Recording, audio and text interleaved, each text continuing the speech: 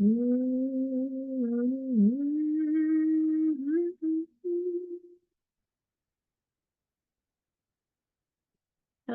welcome to SEE Blissfully-lit Podcast. I'm your host, Sammy White, and today we have a very special episode. I'm welcoming a good friend, Kevin McEvoy, to the podcast. He is a software engineer by trade, and he's also a pranic healer, sound healer, and cacao facilitator. Uh, Kevin is here to share his perspective on life's journey and some of his authentic experiences that he's been through, is still moving through, and some of the amazing aspects of life that he's learned from. Welcome, Kevin. Thanks for having me. Um, just really quick correction. My last name is McEvoy. I know it's not pronounced the way it's spelled, but it is McEvoy. But thank you so much. I really appreciate you taking the time to have me on the podcast and appreciate being here. Thank you. Thank you for correcting my pronunciation too. I tend to pronounce names so completely out there. So I Hmm. appreciate you fixing that. Yeah. Most people get it wrong. It's not a big deal. So tell our listeners a little bit about yourself. Yeah. So, well, my name's Kevin, as she just said. I am a pranic healer, a sound healer, cacao facilitator. I specialize in supporting individuals through chronic and acute physical, emotional, and mental health challenges, including social anxiety, depression, suicidal tendencies, relationship struggles, all these kinds of things. All of these things that I've personally gone through since my own healing journey that began in 2008. And I think that these experiences have given me really deep insight and compassion into basically developing techniques that promote healing from all of these different types of ailments, from anywhere from like a simple common ailment to more complex conditions. And yeah, it's been a really beautiful journey, and just being able to help people for the last several years has been amazing. So that's a very tiny bit about like obviously my business. Some about me is like I also have been a musician my entire life. I've been playing musical instruments since I was 3 years old. I played piano when I was three, started on that, did all the classical trainings for a little while, switched over to violin, did orchestra for a good amount of my life technically. So, did that all the way through college, high school and college, got a music minor. I learned how to do DJing, creating electronic music. It's really just been a huge part of my life. So, um, that's a little bit about me. It's incredible. Thank you so much for sharing. It's a beautiful introduction. And something that really strikes me is how you've turned different experiences into a way to help and serve others. And I mean, that is so special to do that. Hmm. Many people just see life's challenges as hardships and, oh, I don't want to go back there. But you face it head on and you go face it with other people and help them to move through it. And that's very admirable. Before we dive in Thanks. deeper, you're welcome. I'd like for you to share what magic means to you and how it plays a role in your journey. That's a good question. Um,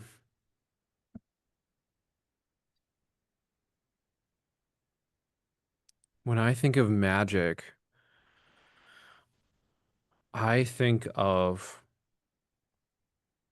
I immediately just think of like all of our abilities because everyone has this ability, right? It's like all of our abilities to transmute things, transmute emotions, thought forms, all these things from maybe a negative viewpoint to a positive viewpoint. We all have that ability, and I think that that could be seen as magical, especially people who don't know anything about energy healing, for example, or have no exposure to it. It can feel like, what is this thing? Like, I find that, for example, like a lot of people who receive energy healing, um, especially if it's an emotional mental thing, let's say for example they have like a lot of anger towards somebody and they're trying to like let this go and they just like are struggling with letting it go. Going through certain techniques, maybe a forgiveness technique, doing some energy healing to kind of affect the different part systems in the body to cleanse those parts of the body and pull certain things out. Even just simply like that, or even just stress relief can go from like anger to a sense of like peace and calm. And I think that that in itself can be really magical. Um, Even just seeing it in myself and seeing it in clients I've worked on, seeing it in other people that I've helped. Um, Even like energy healing obviously isn't the only way to do it. Like there's like you can go out and do a run and feel really good. You can change your state from maybe feeling stressed to like feeling good. Doing meditation, even eating good food can make you feel like a certain amount of joy and pleasure. All of these different experiences that we have, I think, can be magical when viewed in this lens, where it's like we can change our state from a certain state to something else, and we get to choose that.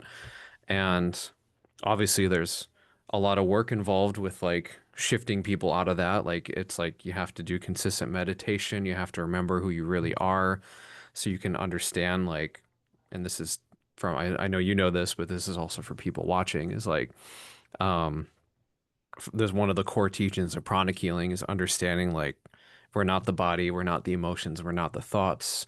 You are the soul. You're this being of pure light and pure energy. And understanding and coming from that perspective allows you to begin to take control over what your inner state looks like.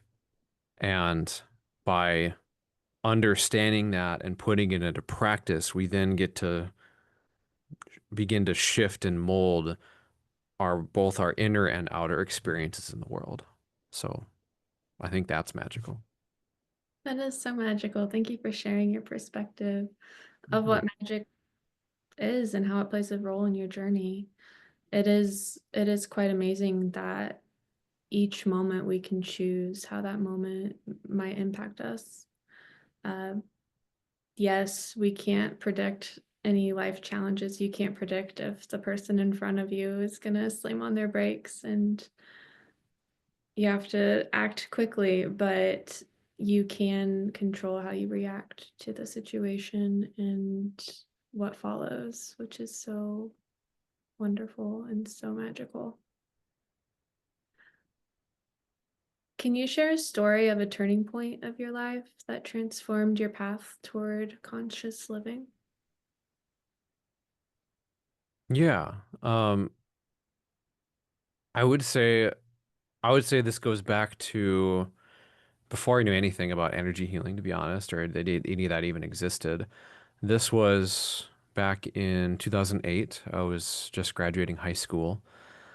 And at that point in my life, I was in this mental emotional state of really deep depression, really pretty extreme social anxiety. Um, I think at this point in my life, sometimes people are surprised to hear me say this, but like I was in this state of not even being able to look people in the eyes without just having panic attacks or like shaking and kind of freaking out. I had also felt this like loneliness and wanting to connect with people and just not knowing how to like move past the anxiety and depression and even suicidal thoughts like like what's even the point of being here if I'm just going to sit around kind of thing. And I'd been living in that for a really long time. And I think part of this switch for me was knowing that I was about to finish high school and like I don't know what I'm about to go into next. Like I'm going to college and like seeing all my classmates like all pick all these different colleges and I'm like, okay, well like this is a big point I think for a lot of people, but it's like okay, we're all going to be going to different colleges. Most likely, almost none of us are going to go to the same place. Like people, a lot of the people around me were going to like either U of M, like the U of Minnesota, or they're going to like all these other states all over the US or even some out of the country. And it's like, okay, well, they're going to be off like who knows how far away, and now I'm just going to be around a new set of people. And it was like I think I was just kind of fed up with like living in that state. And I remember asking a lot of people around me, it was like, well, how do I like interact with people? How do I make friends? How do I like talk to this girl that I like without just freaking out or panicking? And the best answer I usually got at that point was just go do it. And while there's truth in that, like, yes, you need to take the action and go speak, but it's like I didn't know how to overcome this like overwhelming anxiety and feelings that I had inside so I could take the action. Yeah, the inner And yeah, and it was really just like it was just like something in me switched and I just said to myself like I don't care what it takes. I'm going to do everything I can think of to get out of this state. I never want to be back here. And that really like switched, that really like led me on this whole spiritual journey where it was just like a lot of it, especially in the beginning, was a lot of zigzagging, going to like initially dating coaches and then finding like self-help groups and meditation groups and just all these different groups until I'm kind of like shortening the story a lot, but all this point until I got to basically a place where I didn't really feel any of that stuff anymore. And I had gone through a lot of like rigorous, like trial and error, basically, of like, I'm going out to the bars, I'm going to talk to everybody there just to try to meet somebody. And unfortunately, a lot of those nights were very, very rough, but I just didn't know any other possible way to do it. So it's a little bit about that. It takes a lot of courage to do. And Hmm. it really shows your determination to change from Hmm. the state that you were in to where you wanted to be.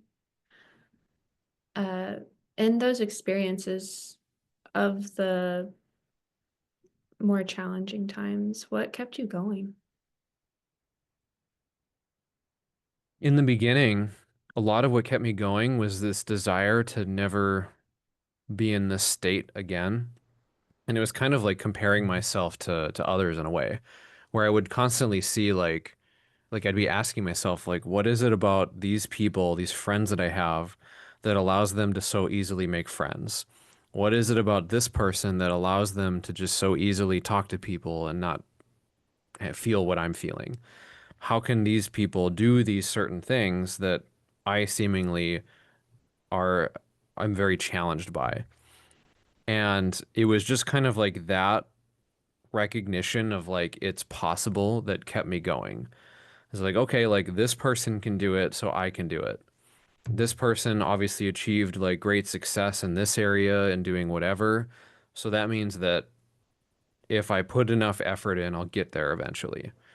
And maybe it's just going to take me longer than it did for them, but uh, I didn't really see any other option because it was either I push forward and try to make it work, or I let myself fall back into this state that I'm trying to claw out of, which is like a dead end of like darkness and depression and all this junk, basically.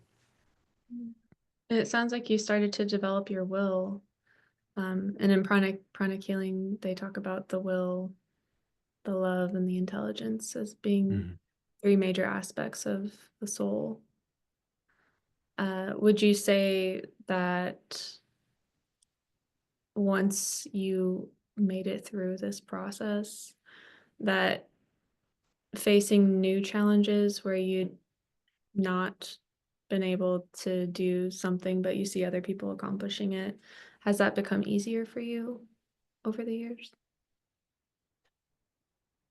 In Utilize. some ways, yes. Yeah. I mean, I think that mindset really served me for a long time. And more recently, I've found that there's only so far that mindset can take you. Because it's like in the within that mindset is like, okay, it's positive in that it was pulling me out of the darkness and getting me to take massive action towards what I wanted. But kind of on the other, at the same time, what it was also doing was it was also creating this perception of I'm less than everyone else. all these people are better than me. And it was almost like kind of like uh, I don't know the right word for it, but like an attack on my self-esteem in a way where it's like okay, like I'm pulling myself out of this space, but then I'm constantly comparing myself to someone who I'm perceiving to be better than me at what I'm trying to get good at. And that's actually something I've been trying to unravel in the last couple years. Is like, okay, like now I'm in this good spot, so now I need to let go of all this and like really just bring in good things like good self-esteem, good self-image, and recognize like I put in the work. Now it's time to move through this and let that go as well. Yeah. Um, so I And can just kind of flush the system out, basically. that's a common challenge, especially in this day of age with technology. I believe self-esteem is a lot more challenging for most beings to move through because we're Hmm. constantly being fed all of these images of what is the best way to be, and who who is like the ideal person, and all these different like ratings of what it is to be quote unquote better or the best. And um, in my own work of self-esteem, which I recognized a couple years back that I needed to work on too, uh, I realized that it's all in our head, this picture of someone else being better than us or worse. We're all in this life together, and really, no matter if you're at a different income bracket, if you're at a different professional level, we're all like at this same level. We're all beings in this world doing the best that we can. And Hmm. starting to see it from that perspective really helped me to recognize that I'm worthy of all that life has to offer me, no matter what situation I'm in, because like even the most successful people can get thrown back down in the mud, and Hmm. it's up to them to get back up and get out of it. And that doesn't change how great of a person they are. The external circumstances doesn't change. It's really how you show up to the situation, your character, and how you treat others. At least Yeah. that's my opinion. Yeah. I like that. I think when I hear that, what I think of is like, and this is something that like mentally I understand, but it's difficult to put into practice, I think sometimes. Because I think there are moments like on one hand, like I totally agree with you. We're all equals, we're all souls learning and growing, and like we're all gonna make mistakes, and that's okay. And we just need to move through it, and that's it. And it's okay to make mistakes. And like everybody has their own sets of strengths and weaknesses. Maybe somebody is really good at this one thing, but they might be really not so good at a whole bunch of other things that maybe we're really good at. And in that way, it kind of evens out. And I think that's important to recognize and to acknowledge and to accept. And I also think that there are also moments where I do think it's helpful to compare ourselves to others. And what I mean by that is like, let's say you're learning from like a teacher. This teacher is showing you like for example, like our teacher, like Master Ko or Master Choklak Sui, like they're showing us all these different things about how you can be a better healer. Like if you like do general sweeping, you do sweeping of these different energy systems, you cleanse it, you energize, you go through all these steps, and like kind of like teaching you like here's how you do this modality of pranic healing in a better way. And then you can watch him and go, wow, he just like does all this stuff really quickly and it's super powerful and look, they got better. And like it's important to like do some amount of comparison, I think, to just to understand first of all like what is he doing that I'm not, so I can learn from this and try to implement that, Mhm. but also not at the same time like attacking yourself for that. Like okay, like maybe okay, he can produce these miracles, he can do these certain things, he can heal in this certain way. This is what's possible. I can get to this, but that doesn't mean that I'm less than or I'm like an Yeah. unworthy person, all these things, but I can learn from this and Yeah. then make my life better. Does that make sense what I'm trying to say? Makes total sense. Yeah. Yeah. And, um, in a way, I believe Master Stephen Coe mentions ruthless self-honesty. Hmm. And you can do it with a bit of kindness, but recognizing where you do have weaknesses and where others have strengths, and they can help guide you in Hmm. your journey.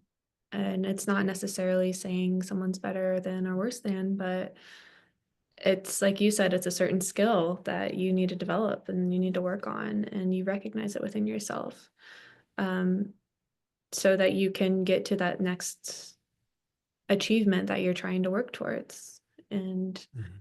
I think in the journey of transformation and wanting to learn and evolve, that's a necessary fact to face. And it's such an incredible insight that you've brought to light.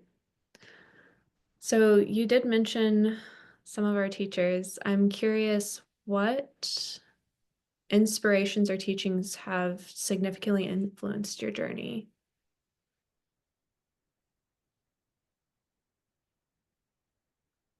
So I've had a lot of teachers throughout the years.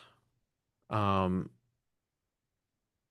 well, I'll share a couple of them. So one of the really significant teachings was actually from a dating coach many, many years ago. And this was maybe like 2012 or something like that. I don't remember exactly when it was. Um, but I remember like kind of going through trying to learn all this stuff. It was like in my head at that time, it was like, well, how do I make friends? How do I attract people? How do I attract a girlfriend? Whatever. What do I need to do? What steps do I need to take to like connect with these people? And I was listening to one of his videos, and one of the things he said really struck me.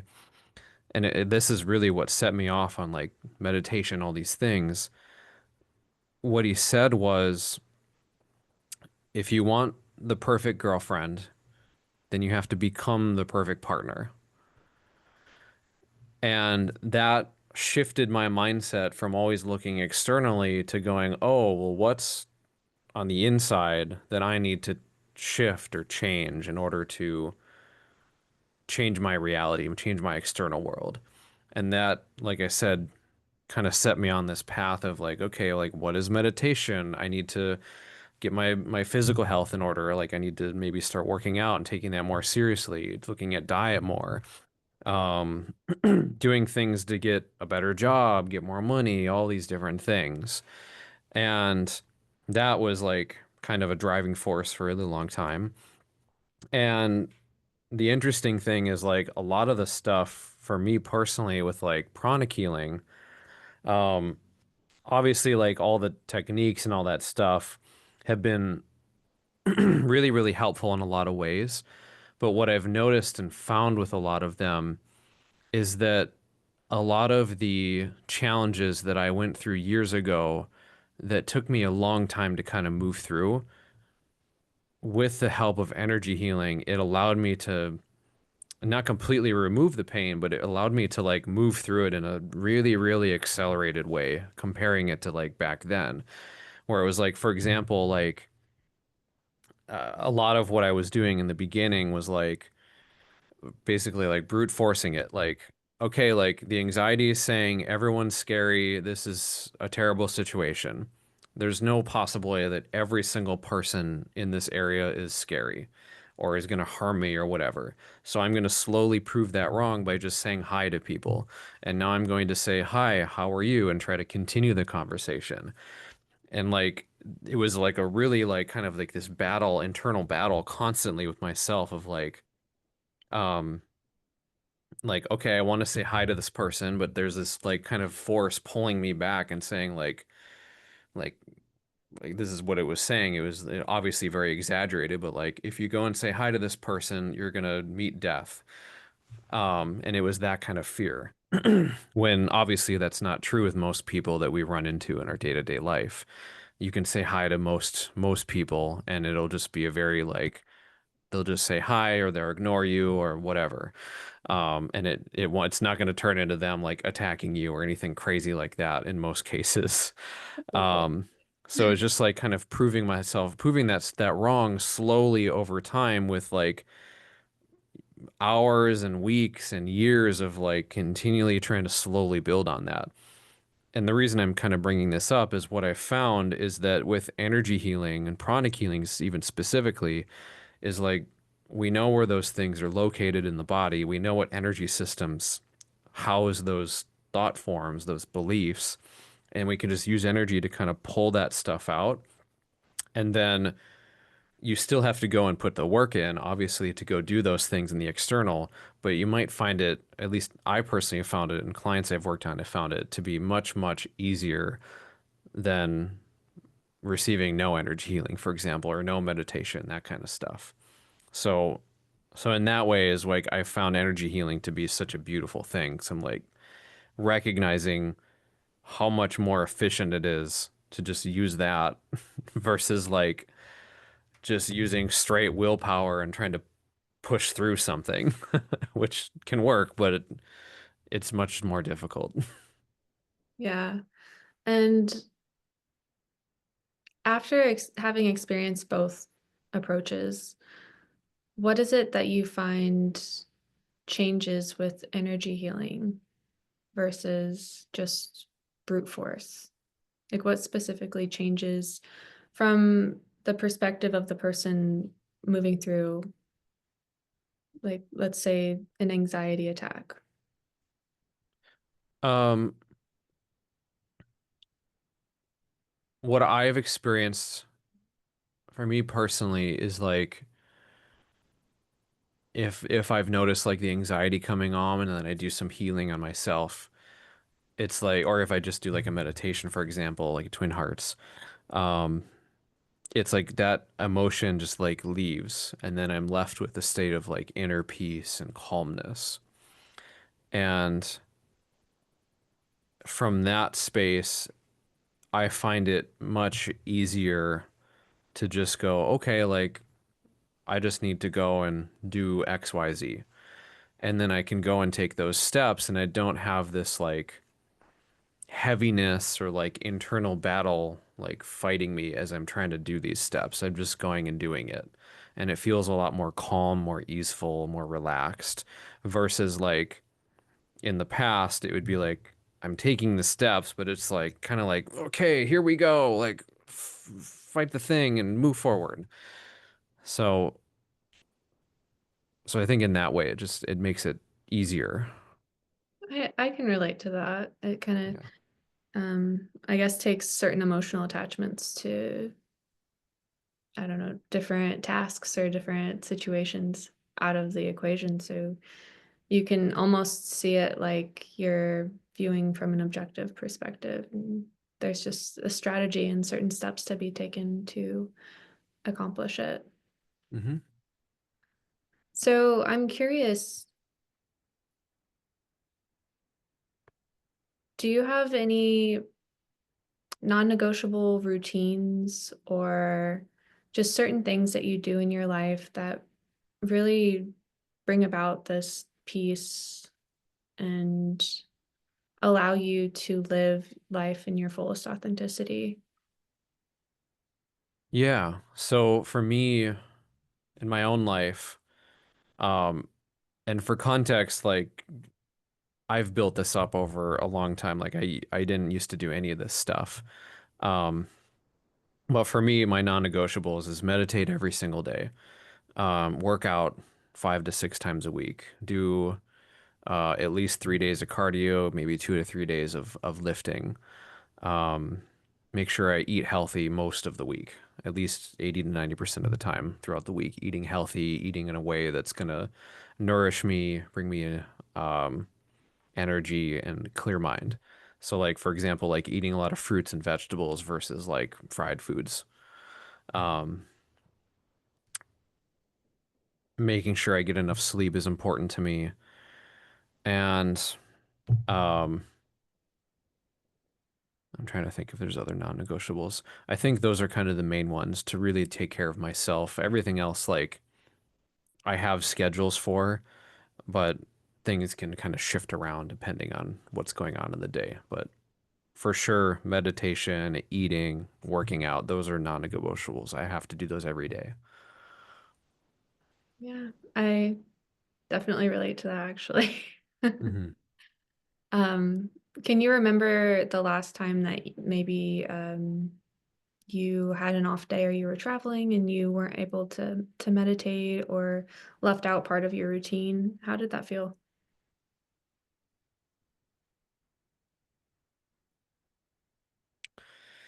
Yeah, I think even going a day without meditating makes me feel a little weird. That's happened like a couple times. Um, I'm trying to remember like specific instances, but I know that usually if I don't do it, I'll just feel weird. Even for example, if I wait till like the end of the day to do anything, like I'll get through the day, but it's like it just feels like something's off.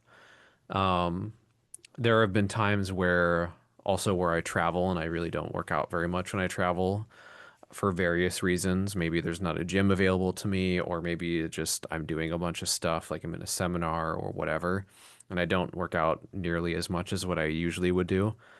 Um, and even in those cases, it'll feel like I'll get more sluggish. I'll notice like this feeling of like I think this is true with the working out is like the tendency of the body to like not want to do anything really starts to come forward more. um, where it's like, okay, like haven't worked out, this feels nice. Maybe you'll just continue this trend of not moving. Um, and if I let that continue, um, that obviously wouldn't be good in the long term. I think like the progression that I've noticed in myself is like initially it feels okay to have a rest day every now and then. Um, well, I have a rest day every week, but like an extra rest day every now and then. Um, But if I let that continue and continue, then it's like I start to feel lethargic. I start to feel a little weighed down and start to get like almost like lazy, um, is what kind of starts to come through. So, so that's some of the stuff that I remember that I notice. Thank you for sharing. Uh, I think it's really helpful to share different wellness disciplines that we use in our personal lives with others so they can try them out and see what works for them and Hmm. how it can help. One thing that I remember, I think it was in fall of 2022 when I started meditation on Twin Hearts, was I had a lot clearer of a mind uh, Mm. when I would do it in the morning and I'd go to work. And it was just so much easier to get tasks done. And my day went by so much quicker. And some days I would do it in the evening and not in the morning. And my day felt a little longer. And over time, as I did that meditation day in and day out, I had less stress levels. My stress levels went down a lot. Um, it's pretty incredible what just one daily practice can do for you, including just getting enough sleep. So thank you for sharing that with us, Kevin. Yeah. As we start to wind down, I'm curious what your next big aspiration in your journey of conscious transformation is. What kind of goals do you have down the turnpike? So there's a few things. A lot of them are all kind of related to healing. And for me, there's a few things. Um, and this is more like long term because I don't think the classes are out yet for this, but I do want to teach pranic healing at some point. Um, I think that we still have to wait for the instructor class to come out, so I don't know. I'm just kind of waiting on whenever that's going to happen. Um, I'm in no hurry for that, but that is something that I do want to do at some point. I see myself doing that, being an instructor of some sort, because that's just something that I feel passionate about. Is like I want to educate people as much as possible because kind of tying it back to my own journey is like one of the things in the beginning for me was like I really didn't have a lot of guidance when it came to like how to help myself. Like I had guidance in certain ways, like through teachers in schools and like financial things, things like that. But when it came to like emotional, mental, like mental health, especially, I had no idea what to do. And it was a lot of like trial and error. Try this, I don't know, that kind of worked. Try this, that definitely didn't work, et cetera, et cetera. And if I can be a resource for people to like help people move through that in a way and show them a path, then I want to be able to do that. So that's one of my big like longer term aspirations. Um, Another one is just seeing how many people I can help in general. I really enjoy my group ceremonies. I do these ceremonies, I call them, like every other week in Minnesota. I do some online as well. Um, but it's basically this long like 1 to 2 hour or 2 hour thing where it's this we'll do like a cacao meditation. It's just a combination of all the things that I've learned throughout the years. So it's a cacao meditation. I'll share like a spiritual teaching on something. Like for example, like we'll talk about anger and forgiveness, or we'll talk about um okay, how to let go of anxiety or sadness, or how to be more generous with our time, giving money to charity, whatever it is, and like the reasons why, and talking through that, and then actually going into like healing people and doing like a big sound healing and pranic healing thing. Typically, I'll kind of combine them in certain ways, and then at the end, I'll go through each part of the body and just with a crystal and using energy, will help clear people out. Um, so that's really like honestly like some of my main focuses is teaching the group ceremonies, even one work, trying to help people move through certain ailments as much as I can, just helping people out with whatever they're going through, and hopefully in a way that um, will help them move through what they're experiencing. Wow. Thank you so much for sharing, Kevin. Yeah, I you're really welcome. see you wanting to step into your greatness and transform so many lives. And Yeah, thank you. truly, I could see you being an amazing teacher, and it's an amazing aspiration that you should continue toward. I plan to. I see you being a great leader, and just what you're doing today. And it seems like in the years to come, you'll just be stepping right up into even more achievement, more greatness. And it's just glorious to see you sharing your goals and aspiring to help others be Mhm. better. Uh, do you have any final thoughts or words of wisdom for our listeners today? Anything that you'd like to share that's just coming to you?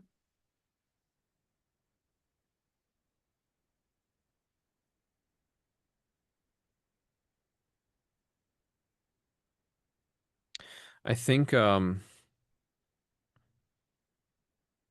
I think one of the major things that served me really well in life is knowing that all of us are capable of so much more than we think. And on top of that, the way to get there um, is simple, I guess I'll say. I'm not going to say easy because there's a lot of challenges that will come up, but it's simple in a way. And the simplicity is really it comes from this book called Atomic Habits that I've read recently. Okay. And my understanding of how to, and this is really how I've lived a lot of my life, is like backwards engineering, like what do I want? And then what are the habits I need to put into place to get there? And how can I make small adjustments? And really, like the question that I always ask myself is, what is the easiest, smallest step that I can take, that I will take right now that will move me towards that? And how can I just every day, every week reflect on that and go, what can I do that's one small step, one easy step beyond what I did last time? And just slowly progressing that over time in that way. Because in that way, it's a slow progression of like, this is always easy. This is, I'm always slowly building on this. And you might be surprised how far you can come in like a week, a month, even a year of just slowly building it that way. Yeah. And the reason I'm sharing this is because I think a lot of people, the mistake they make is they'll get very excited and very passionate about changing their life. And then they'll go, okay, like let's do it. Let's take the leap. And then they'll try to do everything all at once. One of the most common examples is the New Year's resolutions. Like if you're a regular gym goer, you can watch like the January time in January in the gym is always chaotic. There's so many people in the gym for the first couple weeks. And then over by February, by March, the attendance is just kind of slowly going down until it's back to like more normal cadence of like there's just the people that are always there. Um, and obviously like new people come in and all that stuff. It's not always the same people, but the point is like there's a lot of people who get excited with the New Year's resolution. They get amped. They like, I'm gonna do the thing, and then it only lasts for like a week or two. And energy healing can help with this. But even if you don't have access to like, I mean, you have access to me, you have access to Sammy, you can talk, you can message us. But if you don't have like the ability to do that, one small thing you can start to do is just what I said earlier, is just like, okay, like if for example, I want to lose weight and I'm not working out at all, I can this week, my goal is just to walk for 10 minutes. And then we'll just start there. And then if I do that, I pat myself on the back and say, okay, next week I'm going to try to do 15 minutes.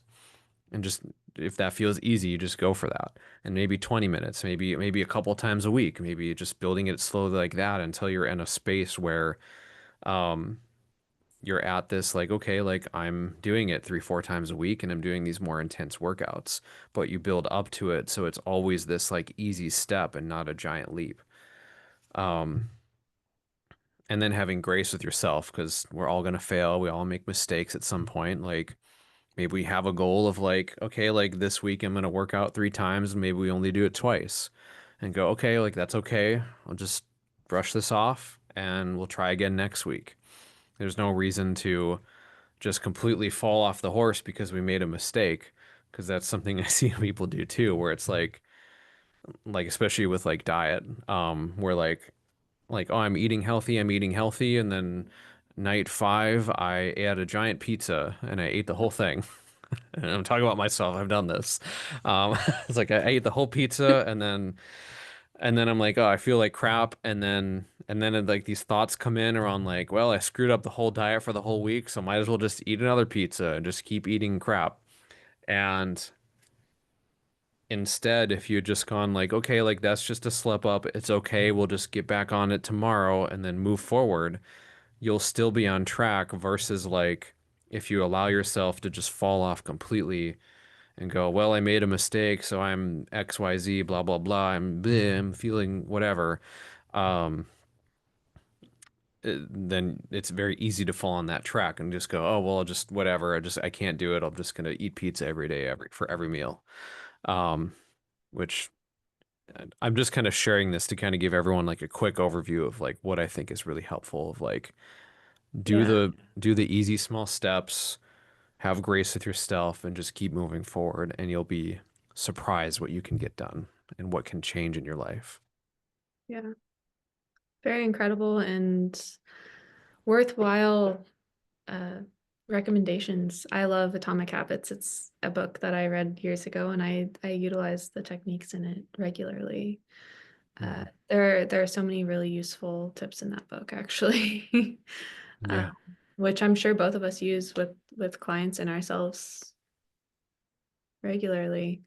Um, Kevin, thank you so much. Thank you for sharing all of your knowledge, all of your wisdom. Thank you for sharing your wonderful energy with us today. Before we close, I would like to say I will have some links in the description if you want to connect with Kevin. Mhm. And for those of you who are driving, do not do this. But for those of you who are sitting still in a good, safe place, let's go ahead and close our eyes.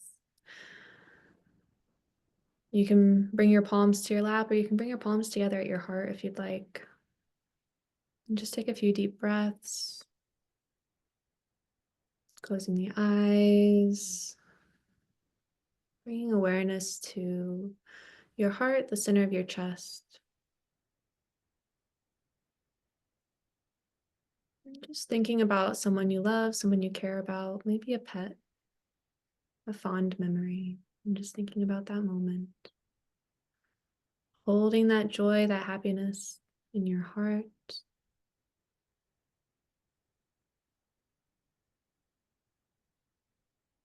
And taking another big deep breath.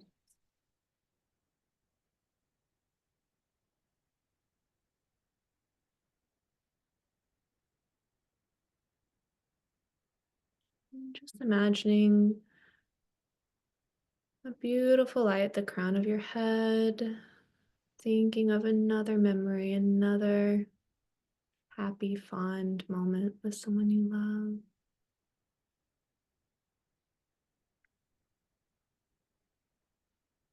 And just feeling that love, that compassion, the crown of your head.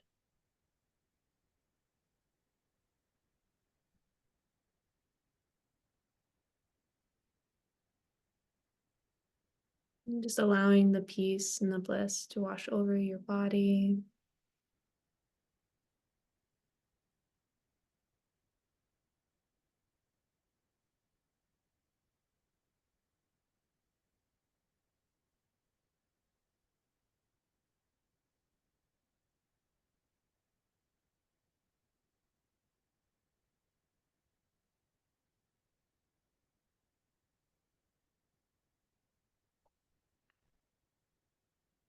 Gently bring your awareness back to your body, wiggling your fingers, wiggling your toes.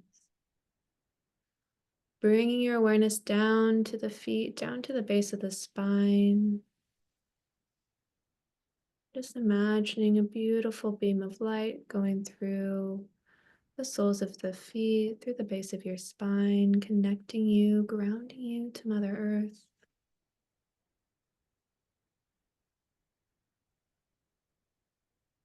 Feeling solid in your being, feeling strong and capable. And returning your awareness back to the crown of your head, recognizing that light shining above your head.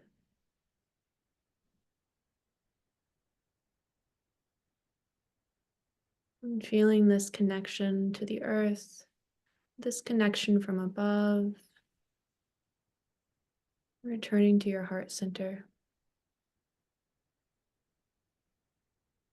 Recognizing the stability in your being that you hold each and every day. Slowly, softly open your eyes.